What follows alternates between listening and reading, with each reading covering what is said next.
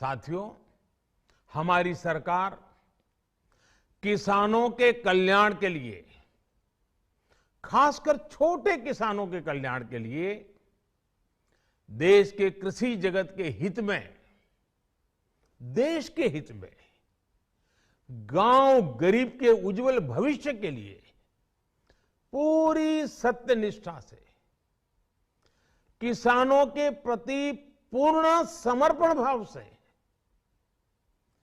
नेक नियत से ये कानून लेकर आई थी।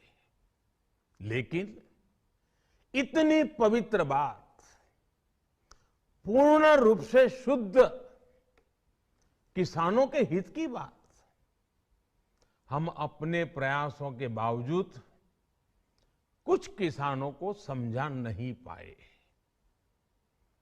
भले ही किसानों का एक वर्ग ही विरोध कर रहा था, लेकिन फिर भी ये हमारे लिए महत्वपूर्ण था।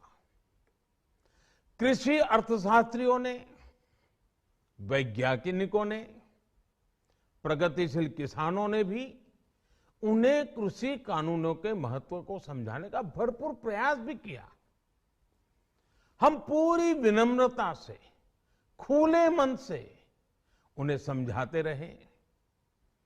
अनेक माध्यमों से व्यक्तिगत और सामूहिक बातचीत भी लगातार होती रही। हमने किसानों की बातों को, उनके तर्क को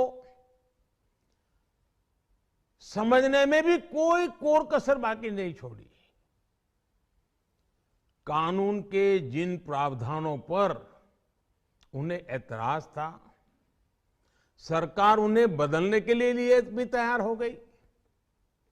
2 साल तक हमने इन कानूनों को सस्पेंड करने का भी प्रस्ताव दिया। इसी दौरान ये विषय माननीय सर्वोच्च न्यायालय के पास भी चला गया।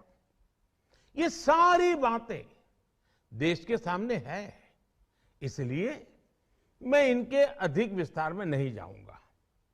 साथियों, मैं आज देशवासियों से क्षमा मांगते हुए सच्चे मन से और पवित्र हृदय से कहना चाहता हूं कि शायद हमारी तपस्या में ही कोई कमी रही होगी, जिसके कारण